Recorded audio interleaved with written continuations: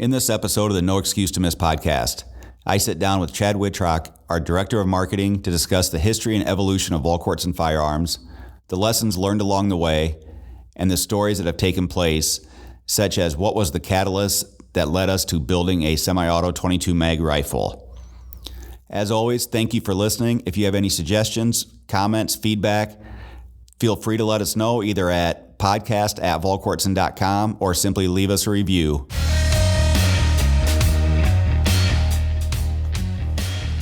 This is the No Excuse to Miss podcast. Welcome back to the No Excuse to Miss podcast. I am your host, Scott Volquartsen, and in this episode, we're going to do things a little bit differently. I'm in the studio with Chad Wittrock, who is our Director of Marketing, and we decided, because we get so many questions on the history of the company and just asking different things of how we got started, why did we get into rimfires, and everything in between, we thought we would try to break down a little bit of that and just give a little backstory into how Volquartsen Firearms came to be where it's at now. Yeah, exactly. I think thanks for having me, Scott. I'm excited to be on the mic instead of just behind the scenes on this episode. I think the history of Volquartsen is so fascinating, and we do get a ton of questions about it. There's so many places to start. Maybe obviously take us back to like 1974. Your dad Tom started the company, but what did it look like back then, right at the beginning? So Dad started it. It was at that time it was basically a hobby where he would work on his personal firearms, his friends' firearms, and it was never really intended to be a business. It was more maybe a way to make a little extra money. They were living in the basement of a rented house. I was not born as of yet. It was just my older sister at the time. And he loved to hunt and shoot, but he was not able to afford upgrades and different things that he would like to have seen done to his firearms. So he decided to figure out how to do it himself. So it was really this like DIY mindset that propelled him into taking on these projects, or for himself or for his friends, to really see what he could do to improve the performance or even the overall look of a firearm, right? Yes. In the early days, a lot of it was just him refinishing, whether it be bluing. After a couple years, he got into plating, but just anything he could do to improve it. Anybody that knows Dad knows that nothing was ever made good enough from the factory, whether it was related to firearms, yard equipment, whatever it was, he always had to put his spin on it and try to improve upon that. So it went in multiple directions. It could have very well became like Volquartsen yard products at one point. It could have been anything because he was very entrepreneurial. He worked as a tax collector for the state of Iowa, which was a job that he despised and hated. So I think he knew, maybe subconsciously, he knew that that's not what he wanted to do his entire life. And he wanted to find something that he was very passionate about. And firearms is where it landed for him. So much so that, he would work day and night. Day for the state of Iowa, then he'd come home, work nights, work weekends, the whole thing, until about the mid-'80s, he decided to leave his job at the state of Iowa and go into the firearms market full-time. So he was at it for about a decade or over a decade, kind of part-time, really as almost an artistic outlet,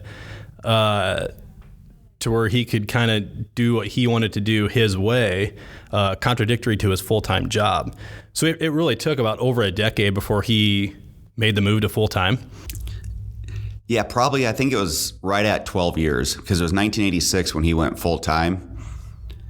And the interesting thing about it is a lot of guys will ask, what was his background as far as schooling and everything that way. He had no prior experience in machining, in design work, or anything like that. He had gone to school for business and art. Wow. So he was completely self-taught. And this is before YouTube, of course, of all things. You're not just learning things on the internet as you go. No, it was a lot of trial and error, a lot of reading, a lot of asking questions to other people. He would spend time in other people's shops asking them questions. And one of the things that not a lot of people know is he had the good fortune of being able to call Bob Brownell, who is the founder of Brownells, and he would bounce a lot of gun questions, primarily in the bluing and refinishing aspect of things, off of Bob after hours, which was, to this day, he's not 100% sure why Bob took the time to show him those different things. But he was more than willing to do it. Yes, he was more than willing to do it, and Dad has always been very grateful that he would take that time. So, yeah, it took, like I said, about 12 years, but there was a lot of trial and error. And I always laugh because it was interesting when I went to tool and die school, I thought the way Dad would do things was just the gospel of how things were machined. Right, his way or no other way. And I started to realize that that's how he taught himself and that's how he knew. But that didn't necessarily mean that's how the rest of the world was doing things. Wow. So there was a little bit when I came back of us butting heads, just the way he had always done things versus the way I had learned. And fortunately, we were able to coexist and get it figured out. But, like you said, there was no YouTube to go look how to do this or how to set this up. There was no online resources to check feeds and speeds with drills and end mills. Right. And I think there's a lot to even circle back to there, even with you personally. So like you essentially grew up in the shop. What did that progression look like for you, even as far as learning the industry? I mean, were you up night reading, firearms magazines? Was it time spent in the shop, a combination of those things? It was a combination of those. We had obviously the mainstay magazines, the American Handgunners, the Guns and Ammo, Shotgun News, always laying around. And I was an avid reader as a kid, so I would always try to pick up and read those magazines. But the majority of what I learned was just hanging around the shop. I remember going to coffee with Dad when he would go and, they'd talk hunting, they'd talk firearms. I would try to go tag along to any business meetings he may have had with other machine shops, which looking back, I was probably the annoying kid that never shut up. But I was always asking questions and trying to figure out what was going on. And the neat thing about it is I didn't realize the lessons I was learning as we went along. Oh, there's got to be tons of them. Just from, and I keep going back to this, but having to learn the way business people did back then or craftsmen back then required so much more time and dedication than what we can do now with the internet. Right. And even the idea of programming and machining, a lot of those types of things weren't as far along as far as the precision side of things. If I'm understanding that correctly, it was more, like you said, trial and error. Yes, it was. And there was a lot of, I would hang out in the shop and I didn't really know what I was doing. So I would, clean machines. I'd sweep floors. I remember the first time I got to sit and I thought I was running a machine, but that's really not what happened. That's what they told you was happening. Yes, I was, back in the day when Dad would turn down barrels, he would, let's say have to turn it down from 1.25 inches down to the 920 diameter we were using for our barrels, which was a time-consuming process back then with the way the lathes worked. They didn't have the horsepower and the rigidity that they have now. So I would have to sit there and he would draw a black magic marker line on the barrel. And when it got to that point, I'd have to let him know and he'd come over and stop the lathe. You just had to shout across the shop to him to let him know it needed to be turned off. Yes, but as a kid, I thought that was the coolest thing ever. If you would have asked me, I was basically building guns at that point. And you were even doing one of my favorite stories. You were involved in some customer service pretty early on, correct? Because the shop phone was the house phone, correct? Yes. So our shop was located on an acreage, which back then we had one phone line that fed into the house and the business. Well, as Dad's business started to grow, Mom was still working another full-time job at the time, so she wasn't necessarily able to take a lot of the phone calls. So I was tasked with starting to answer some of those. And as a 13, 14-year-old boy, there was nothing more demoralizing than I would help the customer and they would get done and said, well, thank you, ma'am. It was one of those things that truly it was a family business that all hands were on deck. Mm-hmm. You know, my grandfather was out in the shop. He would do a lot of the packaging and shipping. You know, he had retired from his previous job, and I'll never forget the sense of pride that he had watching Dad's evolution from turning his hobby into a full-time business. Right. Well, that's huge. I mean, that's a big deal. And back then, I mean, when we talk about entrepreneurship a lot, and you know, obviously, if you follow, you know, any social media, entrepreneurial endeavors are really in high regard. But back then, it wasn't this super popular thing. There was a lot of risk involved. There was a lot of risk, and I always look at it how much harder everything was back then. Right. From a marketing standpoint, you had to take out an ad in a magazine that may appear 3 or 4 months down the road. Right.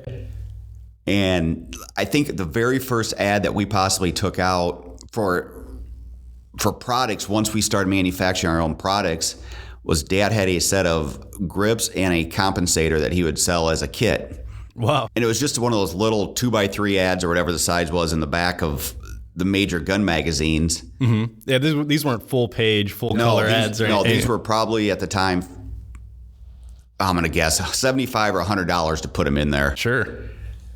But once again, when it's a small family business and that's the first thing, you would have thought we were on the cover of the magazine. Right. And this is probably, I would say back, you know, kind of circling back, we're still in probably the 1980s. Yes. Yeah, this would have been in the mid to late 80s. And it really was a magazine that kind of started to change almost the course of business, right? It took, he got some recognition, if I remember correctly.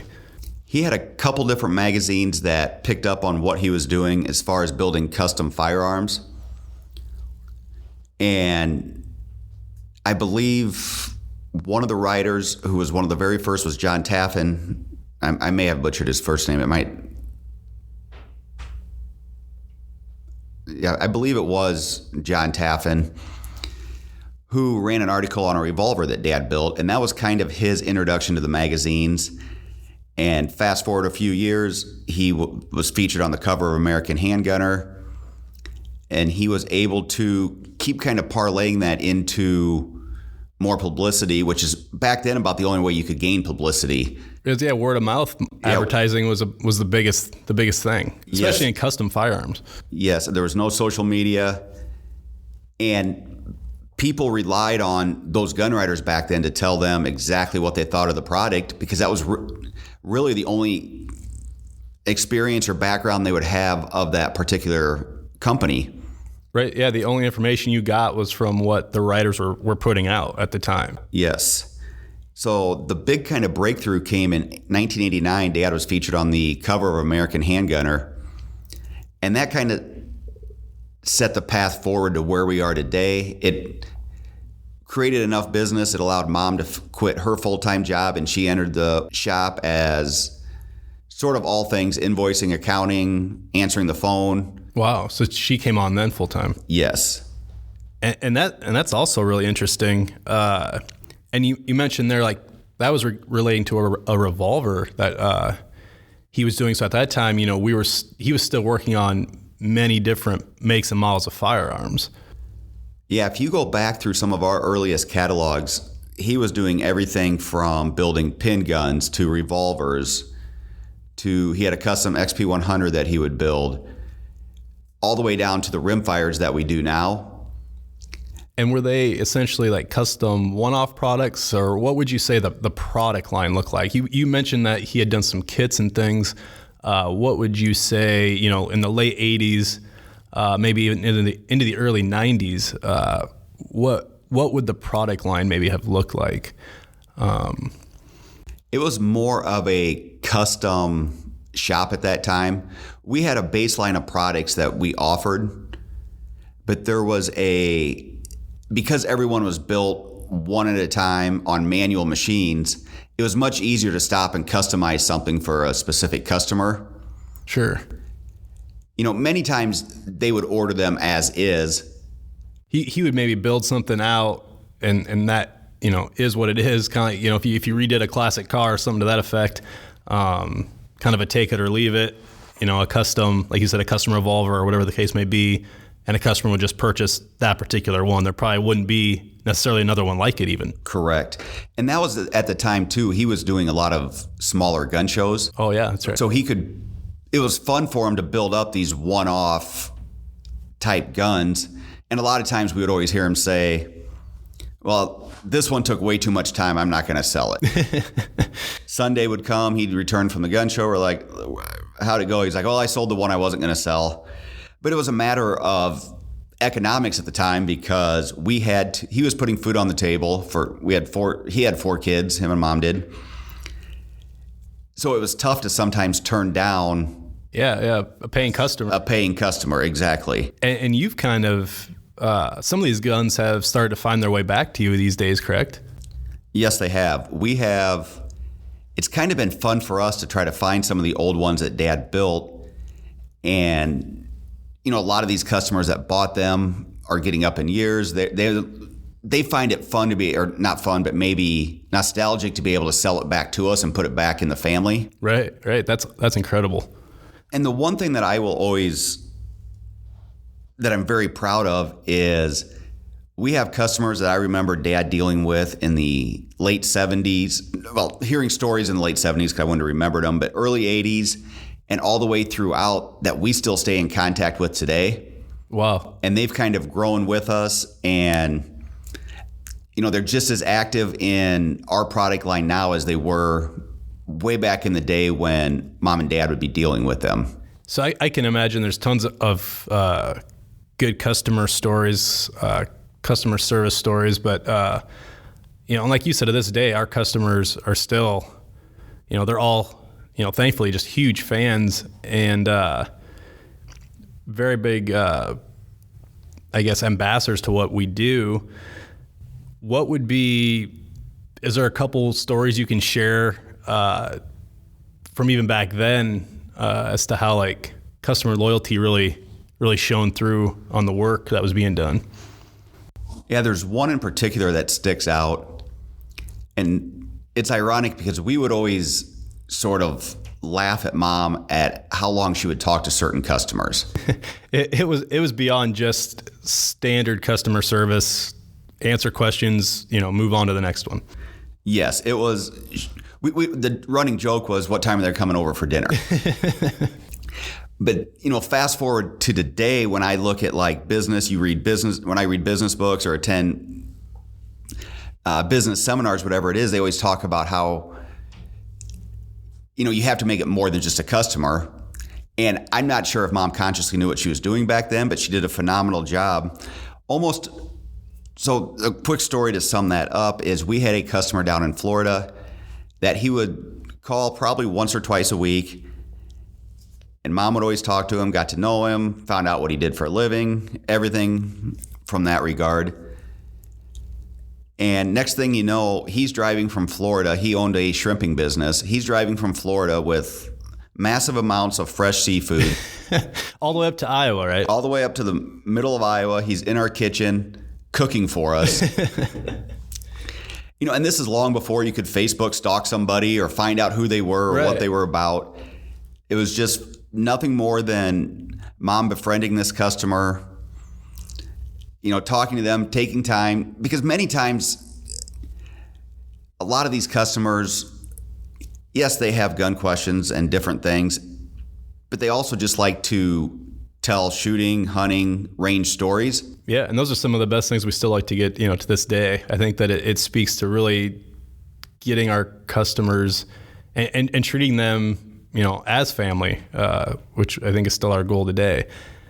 Yes, it is. That's incredible that he came up with like a carload of fresh seafood all the way from Florida to cook for you guys. Yes, and Mom hasn't actively worked in the shop for probably 15 years. But to this day, if we go to the SHOT Show or I'll get on the phone or an email, everybody wants to know, how's Linda doing? That's incredible. That speaks volumes. So it's pretty cool to be able to have these customers that we've had for 30, 40 years still check in on mom and dad, still buying our product. And I think it's ironically neat for them to have watched how our company has grown, because a lot of them, that did come to our place or came to our shop, they remember me being 13, 14 years old, my brother being 8 or 9 years old at the time. So it gives them like almost a sense of pride seeing how we've been able to grow the business. Yeah, definitely. And it's awesome that they're kind of along for that ride too, especially like, we talk about this now in the era of social media, to where you can really be vested in a brand and watch what they're doing day to day, even behind the scenes. And I think so being able to connect at that level is just amazing.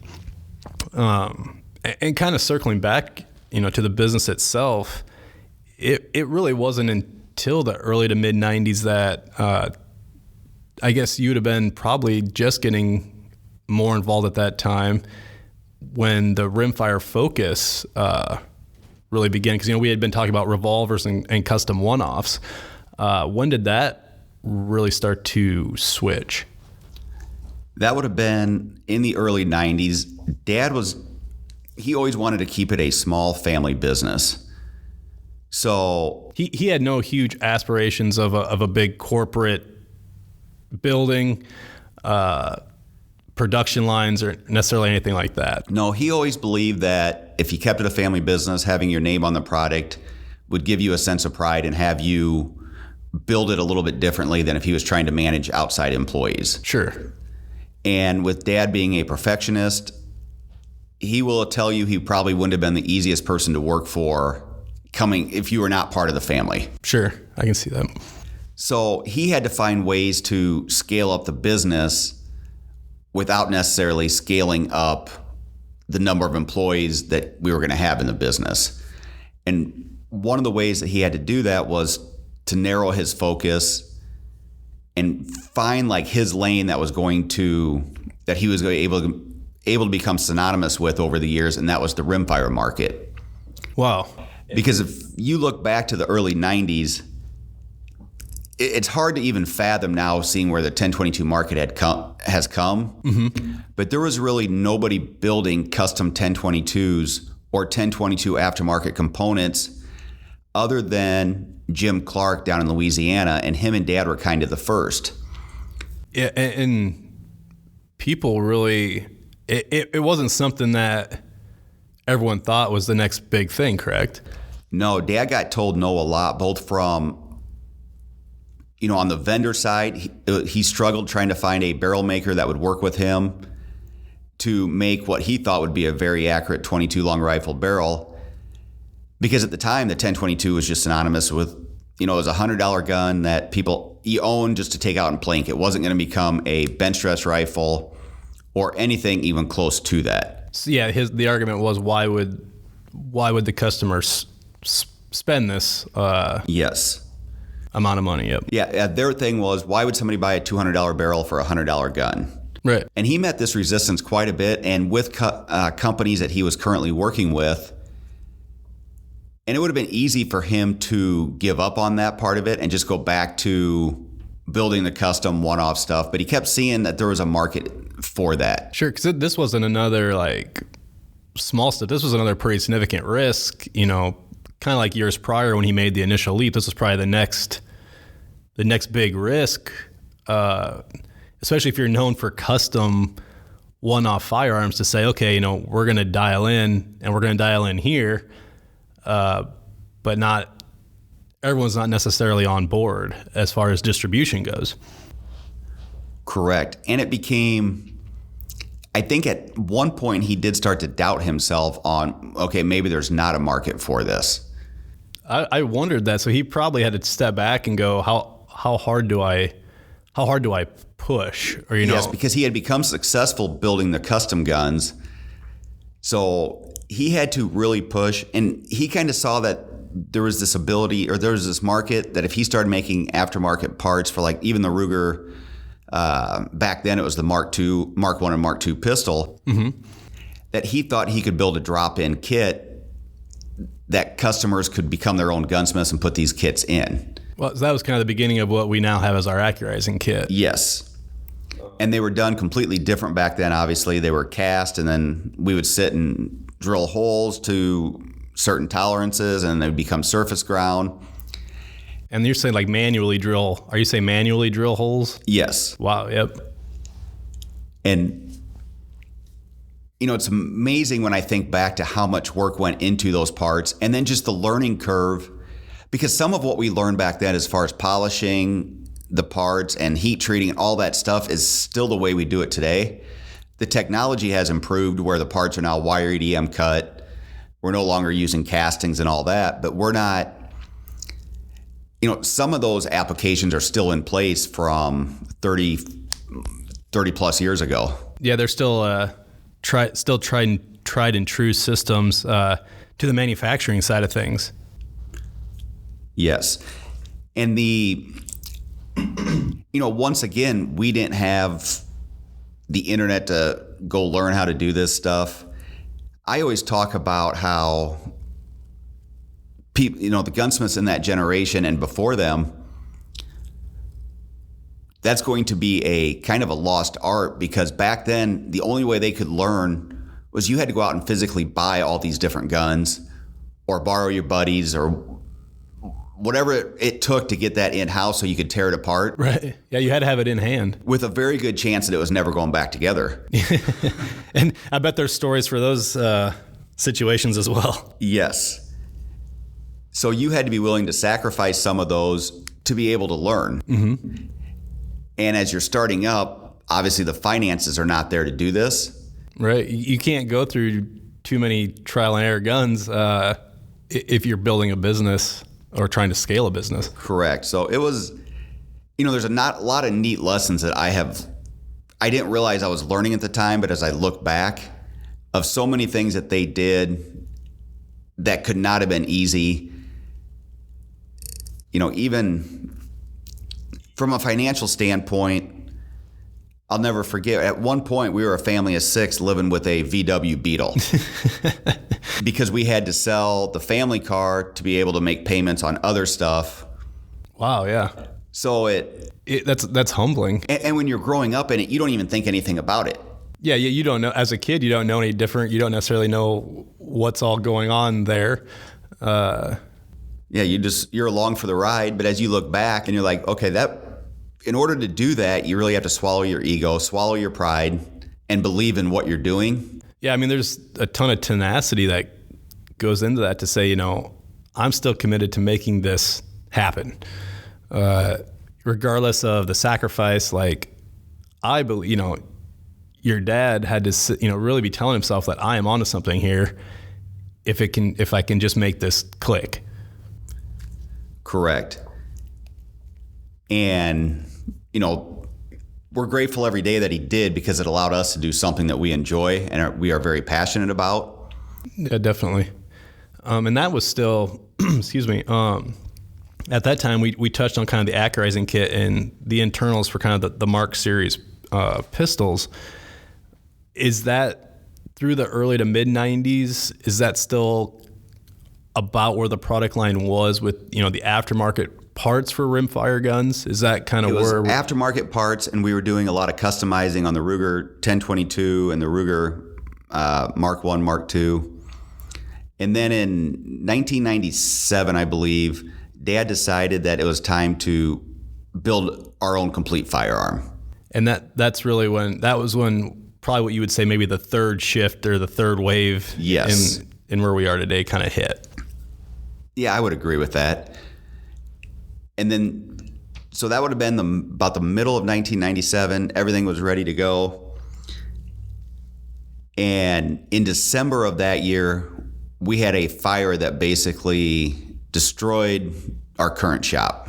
Wow. So you were only, a few months at best into working on your first line of complete kind of what I say production style firearms.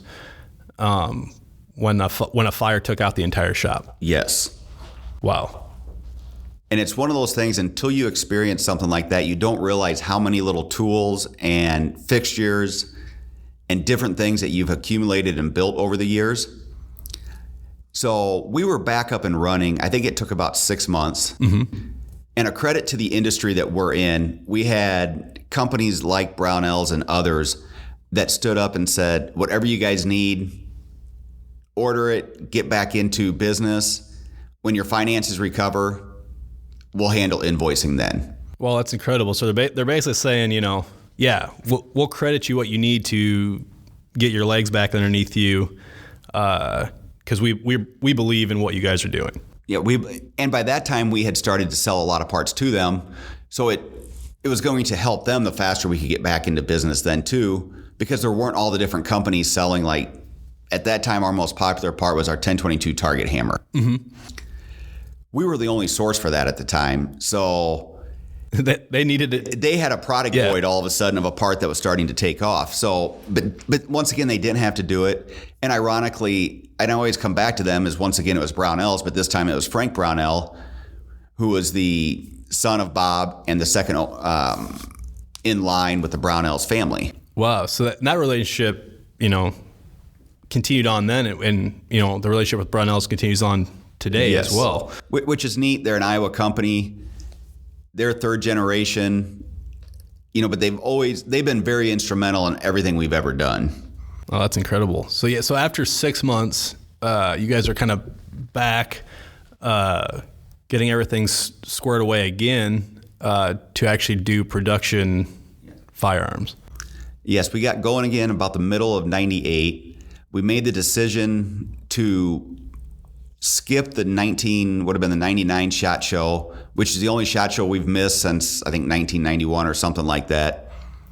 Just because even though we were back up and running, we were not at full production. Sure. Like I said earlier, every time you'd go to do a certain part or polish this or polish that, you'd realize we don't have that. Oh no. You wouldn't have that machinery or that tools. That tool or that fixture. And many of the fixtures, because in the early days when Dad was doing everything by himself and finances were super tight, he couldn't afford to go out and buy different fixtures. So a lot of them were ones that he had made and welded. And they may not have been the prettiest things you were ever going to use, right? But they were very effective. So he basically built his own, his own. And a lot of those, you didn't realize you were missing them until you went to use them. Oh, wow. So we weren't really prepared to go to the 99 SHOT Show, so we skipped that and focused solely on getting back into full production. And that was also about the same time that we started to entertain hiring sort of outside the family, but they were brother-in-laws. So they were my brother-in-laws, so mom and dad's son-in-laws. That was as close to, quote, outside the family as he was going to get at the time. Yes, that was as far away as he was going. So once again, it was truly a family business. My sisters were out there, my younger brother, myself. How did you guys take to market that we're shifting from, custom one-off firearms, parts kits to, here we are with our own line of firearms? It was more a matter of the marketing we had to do in our catalog. And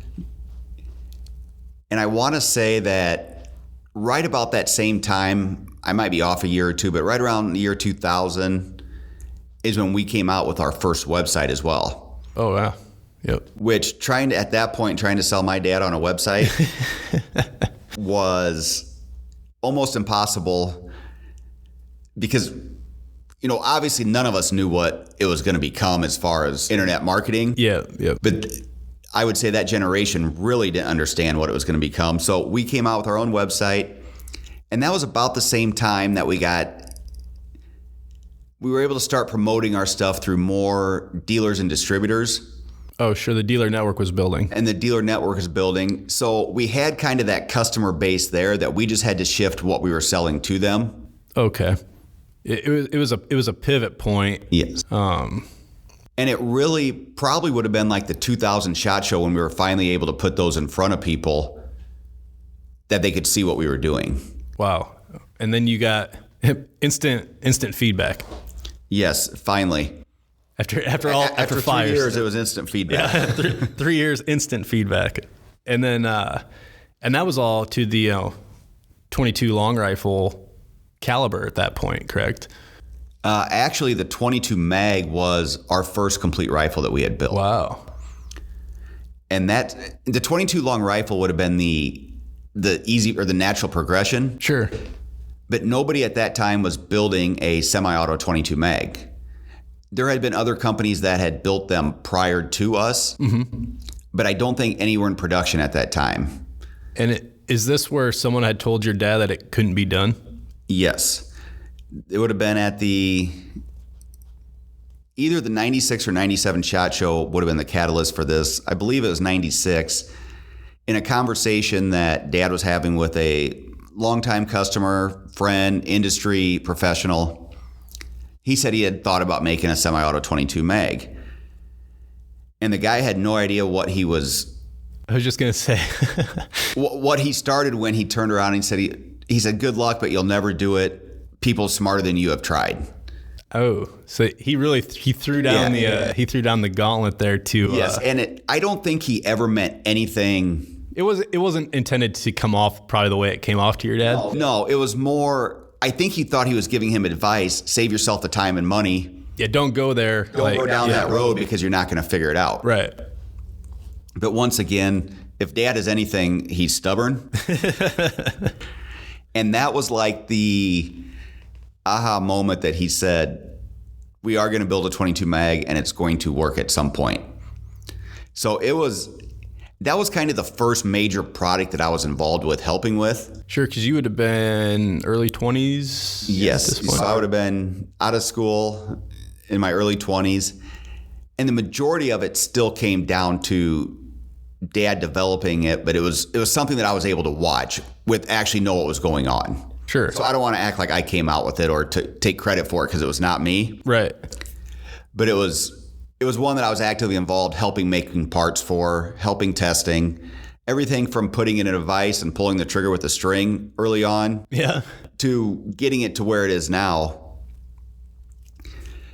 But that was probably one of the most fun projects we had. Is getting that first one. Yes, because part of it, nobody knew we were doing it.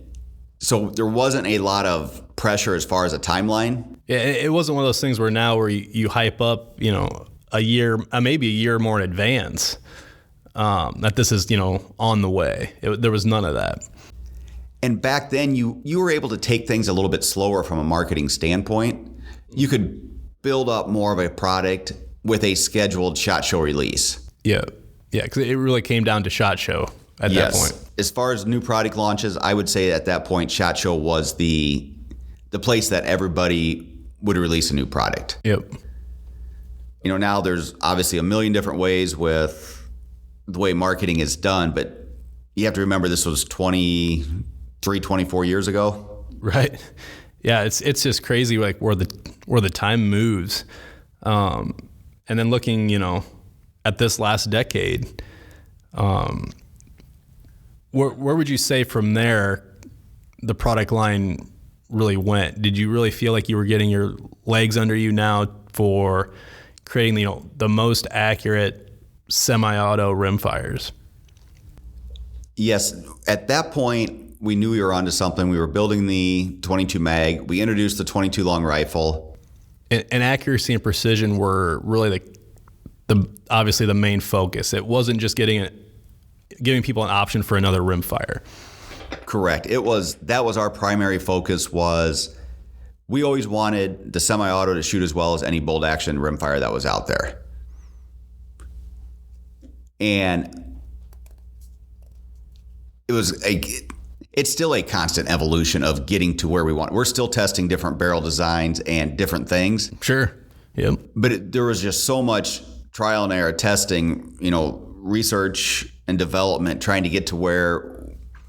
So we never really thought like we had gotten there. Yeah. Yeah. Because in many ways, to still look at it like we're still pursuing it. When you're in the middle of it, it becomes very difficult to look at it from a 30,000 foot view because all you see is the day-to-day, how can we improve upon this right now? Yeah, the micro adjustments. Yep.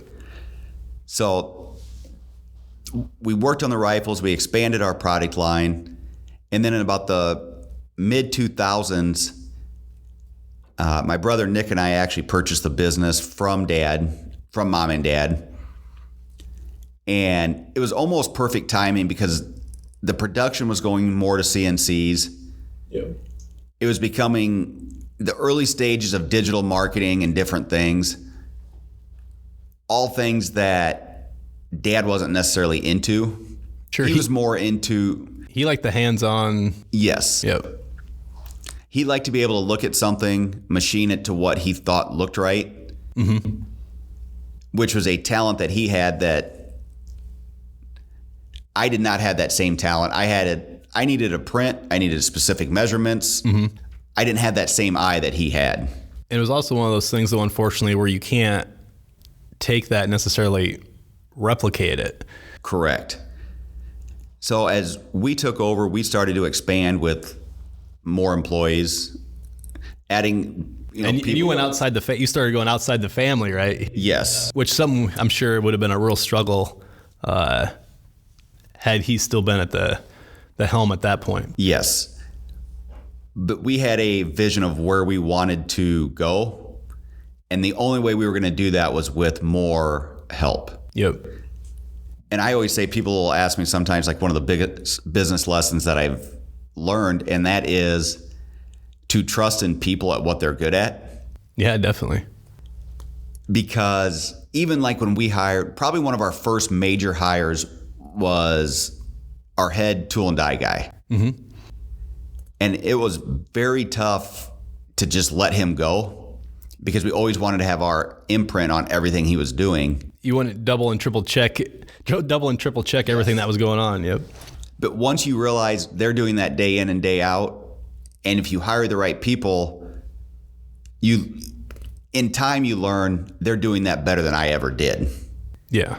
And part of that is, as a business owner, your hands are in everything. So you can't focus on one specific task, where when those guys are allowed to focus on that, like I said, they'll end up doing it better than you ever did.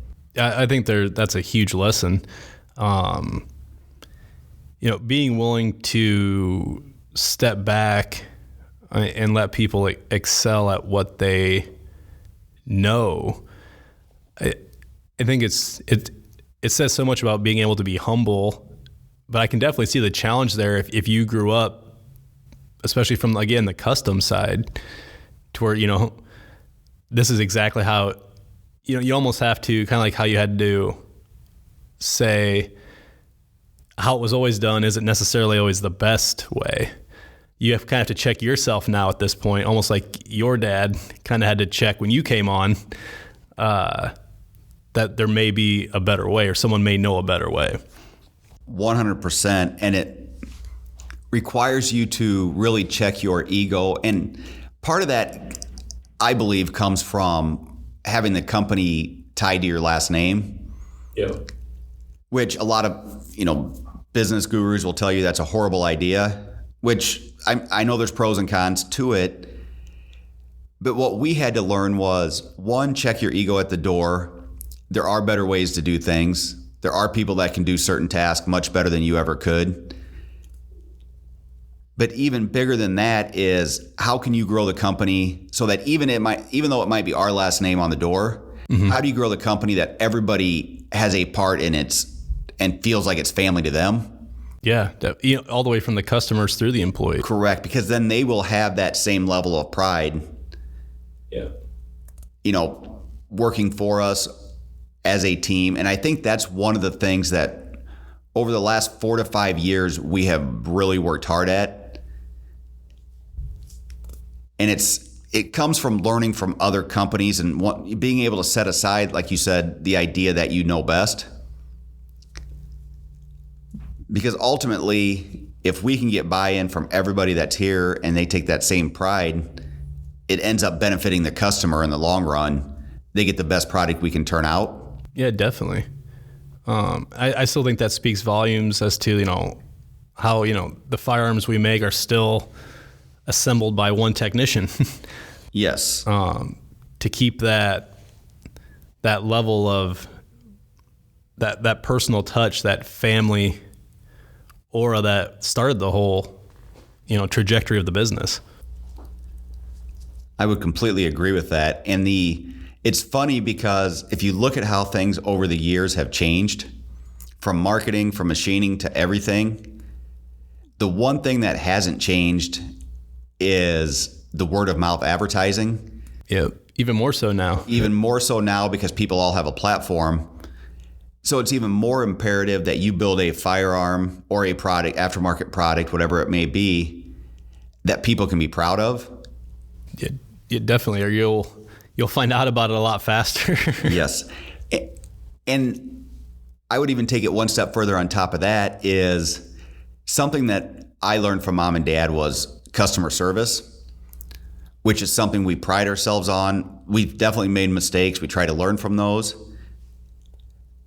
But even back long before somebody could threaten to go on Instagram or Facebook or wherever and highlight whatever may have happened, good or bad. Yep. They always focused on making sure the customer is taken care of to the fullest. And it was ingrained in us as we go through. And there's times that it's tough. You want to, put your side out there. But by far and large, people in our industry are very good people. And we've learned that if you treat them right, it will come back to benefit you. Yeah, I would completely agree. Is kind of the anchor that can always bring you right back to where you need to be if you feel, adrift. If you feel adrift, the customer side of things can always help you kind of set that right or stay the course. I would completely agree, and it's something personally that I've learned is, when I see an email or hear about a phone call of an upset customer, a younger version of me would have instantly just assumed the customer was wrong. Yeah. Which is probably get a lot of 20-year-olds. I would get defensive. But we've learned to take that and say, okay, let's look at, does the customer have a legitimate reason to be upset? How can we fix it so this doesn't happen again? Yeah, it starts to become easier to say, where did we fall short? Yes. Is the instructions maybe not as clear as they could be? You can evaluate and you can really look at it as a growth opportunity, really shape it into a positive as opposed to a negative. And many times, if I'm being honest, the criticisms that hurt the worst because you fell short. That you fell short and they need to be addressed. Yeah. Yep. It's just that I didn't always have that outlook, I guess. Yes. Yeah. I mean, that's something I think that just comes with time and experience of being able to say, I made a mistake, which I think is just one of the hardest things sometimes that you can say. But then the one advantage of the way we are still family owned, family run. So the thing that I love about that is we are able to adapt and change on the fly. Yeah, very nimble. Very nimble. And this happens with our product line, with our customer support, everything. We don't have to answer to a board or a group of investors to explain why we need to change or do something. Yep. We can, take action, see what happens, and then just keep constantly adjusting and trying to get better, which I know is not always the case when you start to have ownership outside of the family. Yeah, definitely. I mean, there gets to be a lot more navigation involved, even as far as product releases and research and development, even on the marketing side on who's on board for what. All that comes into play. So where would you, looking ahead now, because I think we're kind of to the present, looking ahead maybe to the next 10 years, what do you see happening for Volquartsen or maybe even the industry as a whole?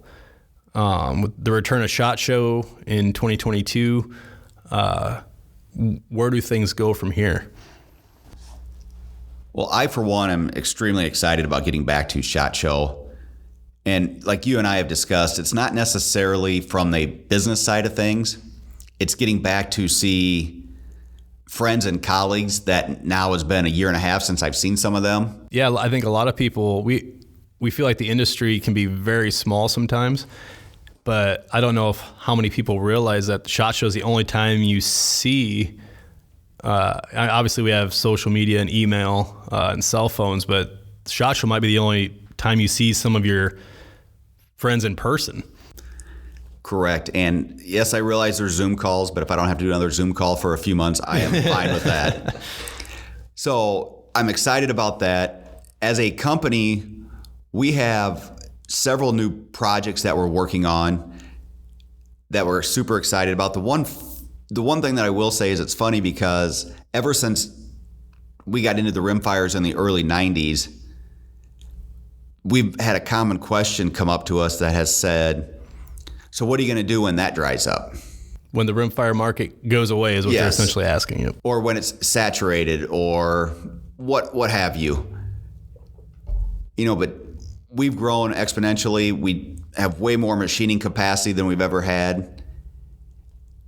And very fortunate to be as busy as we've ever been. Yeah, I think as we talk, we have another machine going in outside right now, I believe. So having said that, we have some new projects under the Rimfire banner that we'll be working on. And ironically, one of them will be released at SHOT Show. Going old school, going to release it there. Yeah. But then we do have plans over the next couple years as machine capacity opens up to hopefully get into the centerfire market.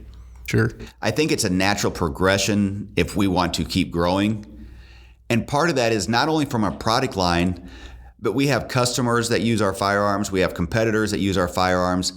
It kind of allows that natural growth for them to advance from a 22 or a 17, whatever rimfire you may have, into something that we may be building into the centerfire line. Definitely. And I think it's something customers can be very excited about because getting to know you guys and knowing how we operate, we will not enter the centerfire market for the sake of entering the centerfire market, correct? There's going to be something there that we can improve on. Absolutely. And that's why many times we get asked why we don't get into the AR market. And a lot of that comes down to there's already a lot of very good companies in the AR market that are doing wonderful things. It's tough to find room to innovate in that market. Yeah, I think that's a great point, not to put out something or, in this case, like you said, put your name on something just for the sake of putting your name on something. It's bigger than that. There's meaning behind that. And this goes all the way back to principles that I learned from Dad. He was one of the first ones to start doing different colors on firearms. More exotic looking guns than what were currently out there as far as fluting patterns, the color schemes, all these different things. But that was all done after, performance was still the number one priority back then. Sure. At one time, they kind of coined him as the king of weird, did they? He was called that at the SHOT Show, yes. Which he still doesn't know how to take that. But, he didn't hear the second half of the comment was he's the king of weird, but he has some wonderful ideas and he sells a lot of it. Yep. So I think he quit listening after the king of weird part. But I've personally had other firearm companies come up to me and they'll say, thank you to your father for getting into some of these other colors and more exotic things because it opened the door for companies that they now own or started. Yeah, I think a lot of us take for granted now, like seeing colors on firearms or, so much customization of patterns, because that wasn't always the case. Correct. And that's, I don't think there's any bigger compliment that I can pay to what Mom and Dad did other than when I hear companies say we got into this, following their lead. Yeah, that's huge. He was inspiring a whole nother, era, a whole nother generation of entrepreneurs as well as expanding the industry. Yes. And, like we said earlier on, it's tough to fathom the 1022 market prior to, what Jim Clark and Dad started. Yeah. Yep. And take nothing away from Jim. He, way back in the day, I don't want this to come off wrong, but way back in the day, Dad would actually use some of Jim Clark's parts because he was the first one, I think, that was making an aftermarket trigger for the Ruger MK series. Oh, really? Okay. And they always had a great working relationship. They had admiration for each other. But Jim was also much more of a traditionalist, where it was a straight barrel, the same, serrated trigger. Yeah. He was not really willing to branch out into some of the more exotic or flashy, whatever you want to call it. He was not going down that road. So that's where Dad was able to take some of his art background and kind of separate himself from what others were doing. But I was just going to say, but it's fun sometimes to look back, prior to that market and see how, even like with the lightweight barrel market, that was something we first did in, I believe, the mid 90s. And now you look around and there's lightweight barrels everywhere. Yeah. And it's kind of cool to be able to sit back and think that You were our company was sort of the catalyst for doing that. kind of on the front of that wave. On the front of that. And I kind of want to circle back to kind of what you said earlier, even in regards to the AR market, because I think it connects to another question we get quite a bit. And I don't know, we're looking to wrap up, but is why do you guys not make an entry level firearm or an entry level product as far as a complete firearm? Would you want to expand on that? The simple answer to that is we have tried. The way we are wired, it's very tough to take a shortcut anywhere through the process, knowing you're going to get ultimately to a less expensive firearm on the end. Because once you know there's a better way and you have the capability to do a better way, it's extremely hard to build something with your name on it that does not have all that done to it or all those features applied to it. Right. For example, if we have over the last couple of years, we've started using a lot of DLC coatings on our bolts, which basically, without getting too technical, allows you to run it with minimal lubrication, which in turn on a rimfire means less cleaning, less problems, less cycling issues, all that good stuff. So, but it's also a very expensive finish. So if we were to skip that, yes, we could save money, but we know it's not going to perform as well as other rifles or pistols that we have out there. Right. And it just goes against our nature to be able to do that. Yeah, you just can't make peace with it saying we're not going to do this so that the retail price is down here. Correct. And I don't think, if I'm being, once again, 100% honest, I don't think that's what our customers want from us. I would completely agree. Yes, there are customers that would like to be able to buy an entry-level one. I'm not saying that. But the customers that I referred to earlier that have been with us 30 and 40 years, I think it would be a sign to them that we've sold out. Right. I think that's a really good way to put it. And for whatever reason, I don't know, probably once again, lessons that were ingrained to me from the way Mom and Dad raised us, I'm not willing to go down that road. Right.